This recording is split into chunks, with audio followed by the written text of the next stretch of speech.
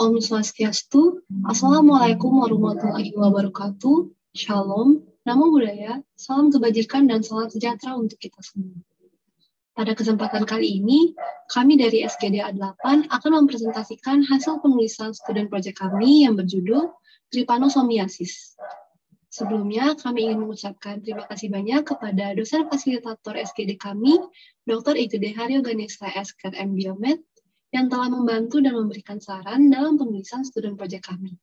Serta kami juga tidak lupa mengucapkan terima kasih banyak kepada dosen evaluator student project SGD kami, Dr. Kadek Swastika MKes, yang telah bersedia untuk memberikan evaluasi dan penilaian terhadap penulisan student project kami.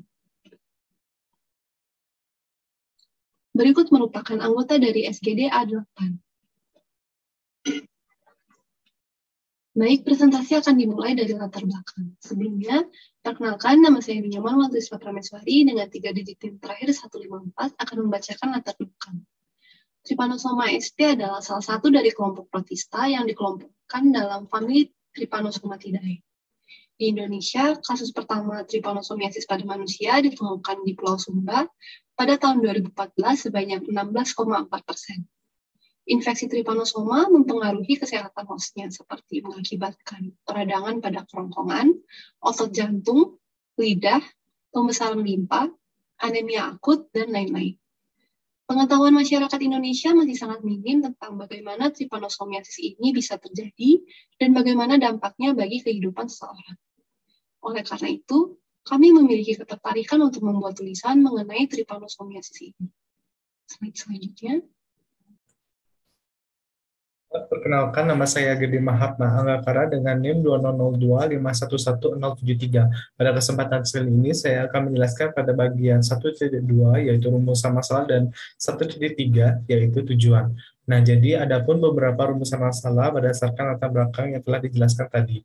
Yang pertama, apakah definisi dari trypanosomiasis? Yang kedua, apakah epidemiologi dari trypanosomiasis? Yang ketiga, apakah etiologi dari trypanosomiasis? Yang keempat, apakah morfologi dari trypanosomiasis? Yang kelima, apakah diagnosis dari trypanosomiasis? Dan yang keenam, apakah gejala klinis dari trypanosomiasis? Yang terakhir, apakah upaya pencegahan dan pengobatan dari trypanosomiasis? Untuk tujuannya itu, antara lain yang pertama, untuk mengetahui definisi dari trypanosomiasis. Yang kedua, untuk mengetahui epidemiologi dari trypanosomiasis. Yang ketiga, untuk mengetahui etiologi dari trypanosomiasis. Yang keempat, untuk mengetahui morfologi dari trypanosomiasis. Kemudian yang kelima, untuk mengetahui diagnosis dari trypanosomiasis. Untuk yang keenam, untuk mengetahui gejala klinis dari trypanosomiasis. Dan yang terakhir, untuk mengetahui upaya pencegahan dan pengobatan dari trypanosomiasis.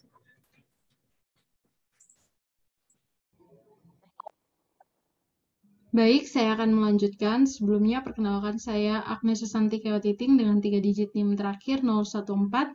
Di sini akan menjelaskan terkait dengan manfaat. Jadi manfaatnya itu ada 2. Yang pertama, sebagai sumber pengetahuan yang dapat dimanfaatkan oleh pembaca mengenai trypanosomiasis.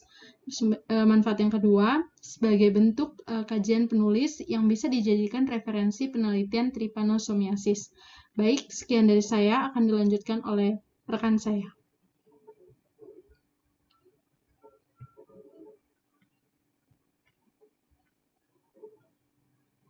Baik, terima kasih atas kesempatannya. Sebelumnya, perkenalkan nama saya Ia Aputrikinanti dengan 3 digit yang terakhir 90. Izin menjelaskan dan melanjutkan mengenai definisi dari trypanosomiasis. Yaitu trypanosoma merupakan suatu jenis parasit protozoa uniseluler yang melewati sebagian siklus hidup pada darah hewan vertebrata termasuk juga manusia. Penyakit yang ditimbulkan oleh trypanosoma disebut trypanosomiasis, di mana trypanosomiasis sendiri adalah penyakit yang disebabkan oleh infestasi dari trypanosoma. Infeksi trypanosoma disebabkan trypanosoma evansi dan juga trypanosoma cruzi. Baik, terima kasih atas kesempatannya. Dilanjutkan oleh rekan saya. Terima kasih. Baik, sebelumnya perkenalkan nama saya Madya Palguna Sastra dengan 3 digit yang terakhir 201. Saya akan melanjutkan presentasi mengenai epidemiologi. Penyebaran penyakit trypanosomiasis di negara berkembang sangat luas terjadi, terutama pada hewan, sehingga dapat mengancam populasi manusia. Infeksi trypanosoma menyebar dari benua Afrika hingga ke benua Asia, salah satunya Asia Tenggara. Penularan penyakit dapat melalui kontak langsung pasien dengan hewan penderita, melewati luka pada kulit, peroral, dan juga gigitan vektor. Gejala klinis yang nampak adalah demam, tidak nafsu makan, batuk, dan juga depresi. Peluang terjadinya infeksi Trypanosoma lewisi di Indonesia sangat tinggi, karena banyaknya populasi tikus yang terdapat di seluruh Indonesia. Begitu juga dengan kutu tikus. Baik, sekian dari saya, dilanjutkan oleh teman saya. Terima kasih. Baik, izin melanjutkan presentasi. Sebelumnya perkenalkan, nama saya Nyoman Pramarta dengan 3 digit terakhir 208. Saya melanjutkan presentasi mengenai etiologi trypanosomiasis. Trypanosomiasis atau African Sleeping Sickness disebabkan oleh parasit yang bernama Trypanosoma brucei. Spesies Brucei menyakup 3 subspesies yang secara morfologis tidak dapat membedakan, yaitu TB brucei yang menyebabkan AD tidak menular ke manusia. Kemudian ada TB rhodesiense dan TB gambians yang menginfeksi manusia. Dalam kondisi alami, hanya sebagian kecil lalat CC yang membawa infeksi TB brucei. Tetapi satu lalat CC akan siap 3 hari. Dapat menginfeksi beberapa orang selama masa hidupnya 2-3 bulan. Menghilangkan CC atau mengurangi CC atau kontak manusia adalah salah satu cara untuk mengurangi atau menghentikan transmisi HAT. Sekian presentasi dari saya, bisa dilanjutkan oleh teman saya. Terima kasih. Oke, baik. Perkenalkan sebelumnya nama saya Cahya Liang dengan 3 digit NIM terakhir 223. Di sini saya akan menjelaskan faktor dari trypanosomiasis. Infeksi trypanosoma atau trypanosomiasis umumnya disebabkan oleh spesies antara lain T. Kursi, T. brucei, dan T. lewisi. Mungkin di sini saya akan menjelaskan T. lewisi saja karena ini yang umum terjadi. T. lewisi terdapat pada induk tikus semang yang dapat menularkan penyakit ke manusia melalui perantara vektor kutu tikus yang menggigit darahnya. Terus untuk vektor kedua, temperatur tinggi menyebabkan tingginya jumlah telur vektor yang menetas, yaitu nyamuk, kutu, tungau, dan siput. Dan ketiga, hal tersebut berdampak terdapat peningkatan jumlah vektor termasuk kutu tikus. Next.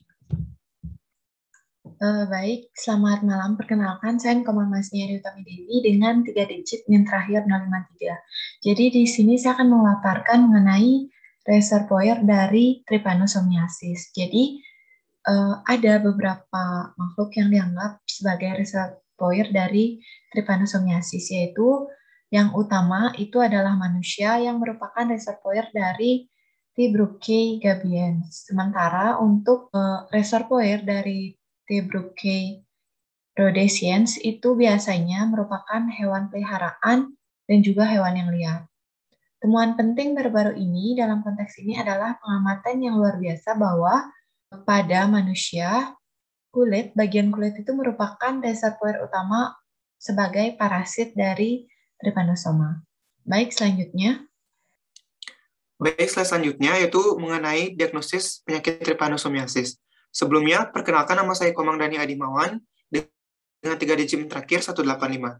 Nah, untuk menegakkan diagnosis lebih lanjut mengenai penyakit ini, pasien harus dilakukan uji laboratorium terlebih dahulu, di mana terdapat beberapa tahapan. Jadi yang pertama dapat melakukan uji serologi. Nah, uji serologi ini berfungsi untuk mengetahui hubungan ikatan antara antibodi dan antigen, serta bahan tambahan atau bisa disebut juga bahan pelengkap yang berfungsi dalam mempercepat atau memperjelas reaksi yang sedang terjadi. Di mana pada uji serologi ini terdapat beberapa metode, di mana yaitu ada metode Card Agglutination Test for Trypanosomes atau disingkat CATT. Kemudian ada juga metode Enzyme Link Immunosorbents Assay atau disingkat dengan ELISA. Dan selanjutnya ada pun uji parasit, di mana dilakukan untuk seseorang yang mengalami infeksi akut saat kondisi parasitemia. Juga diperlukan perhatian khusus dengan memperhatikan jumlah dari parasit trypanosomiasis ini yang beredar pada sirkulasi darah. Nah, untuk pengujiannya sendiri ada 3 metode. Jadi yang pertama dapat dilakukan dengan microhematocrit centrifugation technique atau disingkat dengan MHCT.